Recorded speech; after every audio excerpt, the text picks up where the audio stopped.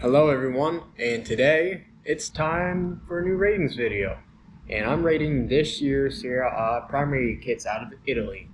And for those who don't know, I'm looking to put more eyes on this league and understand it more with the recent Canadian movement, and people close to me have suggested to expand my knowledge and learn about the league a little more that this would be a great opportunity. Originally, I was considering the Bundesliga, but their kits weren't very attractive this season. So here we are in the beautiful world of Italian football. How this video will work is, as per usual, we'll start from the bottom, which is 20th, and we'll work our way all the way up to first. I will also be introducing a tiering system to help group the kits together a little more. We'll have the elite tier, the superb tier, the average tier, the subpar tier, and the hideous tier, and we can have as many clubs as we feel in each tier as I feel. It's up to me, ultimately. Also, as per reminder, these opinions are strictly my own, as we all have our own opinions, and after the video, let me know what y'all think.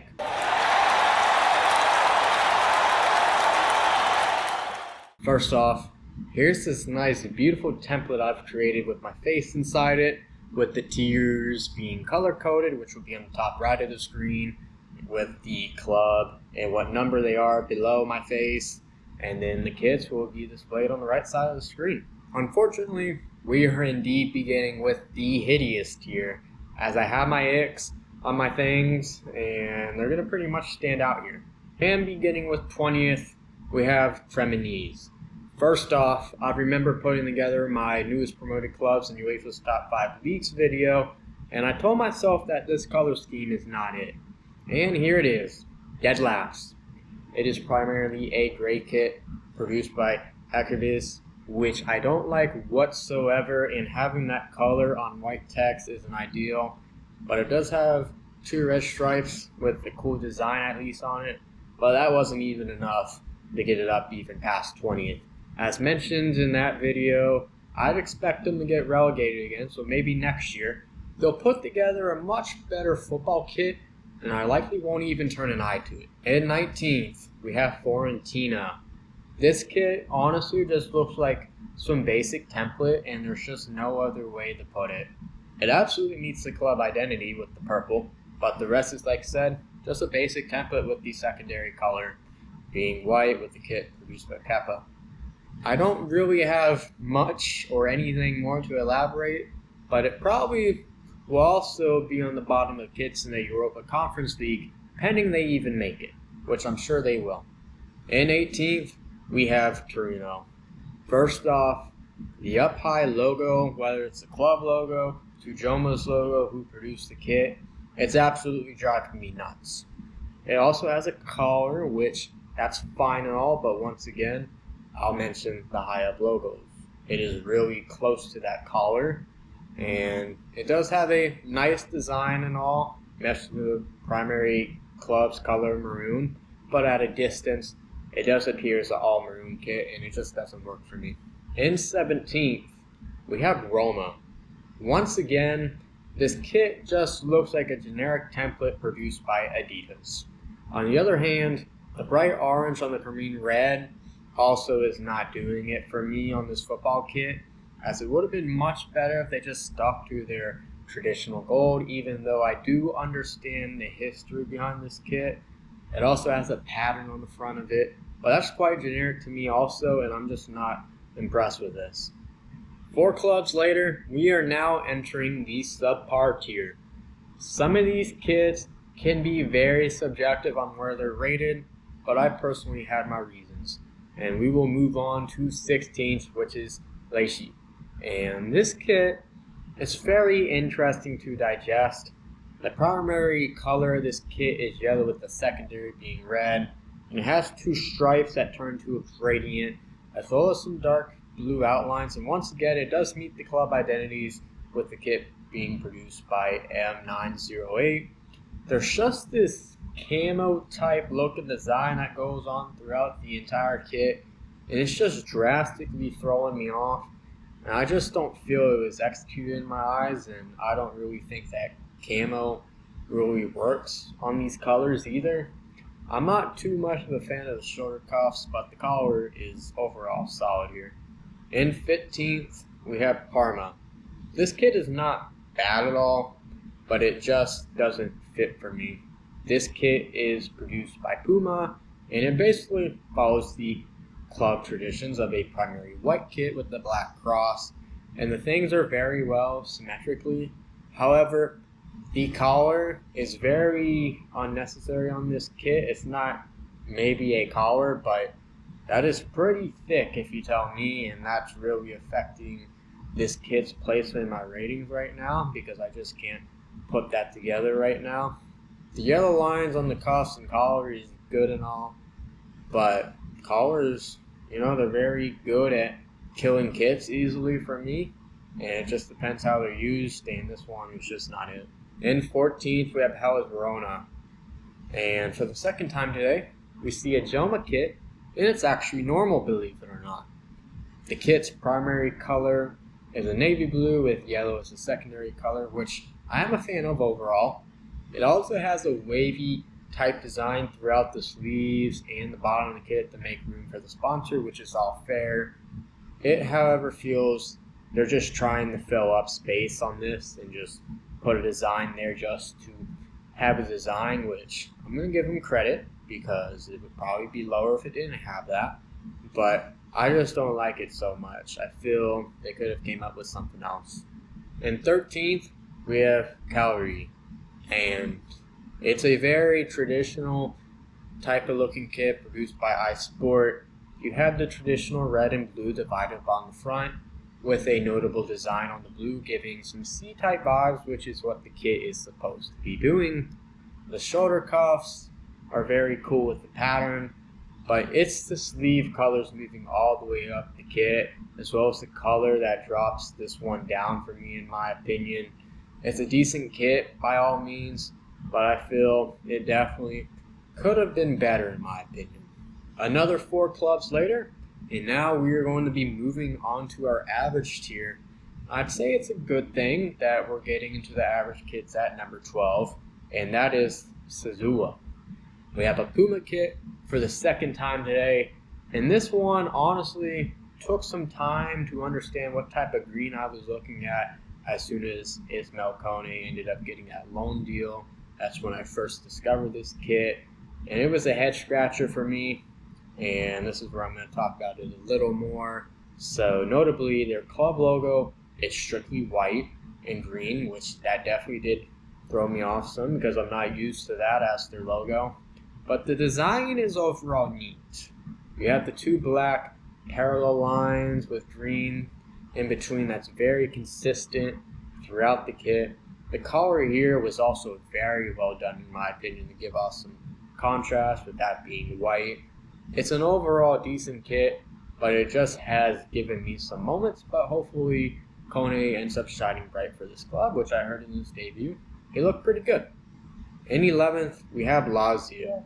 And by all means, you can say this Lazio kit is quite basic, but sometimes it just ends up working out that way. They just keep following club traditions. Mizuno ended up producing this kit, and they used a fairly darker blue than they have in the past. It's still a light blue by all means, with a couple designs meshed in throughout the kit, and then the brand that produced this kit has a black logo strictly, and we also have white being the secondary color, which is on the shoulder sleeves and the collar area. I have no problems with this kit at all, but I just wish they would get a kit sponsor. And for the, I guess, good half, if you want to call it that, in 10th, we have Udinese. And I've seen some very nice kit used by Umbro throughout the years consistently. I'd say this one ends up being quite good. It is primarily a black kit with white being the secondary color, and you have these 3 white stripes that don't make it all the way up, and I do like how this triangle type pattern forms a gradient. There is a slight gradient in it by all means, but the stripes curving on the ends is something that doesn't really bother me, but it's not ideal and it does look a little weird. but it's not really bothering me. And then gray was also used for the shoulder cuffs and the collar, which I believe those look good. And I don't know why the Umbro logo is red, but I'm not complaining, and overall it is a very good kit. Now we are moving into the superb tier, where these kits start to get quite impressive in my eyes. And with 9th, we have Genoa. This year, they're using more of a alternate logo on their kit, but it absolutely works. This is the second Kappa kit of the day, which it gives us traditional vibes of the blue and red divided on the kit. It was even incorporated on the collar, which is very neat, as well as the alternating colors on the sleeves, as well as that yellow just being a third color from the logos to the back of the collar, shoulder cuffs, and everything on this kit is just overall perfect. Even though it's fairly generic, but that's okay. In 8th, we have Pisa.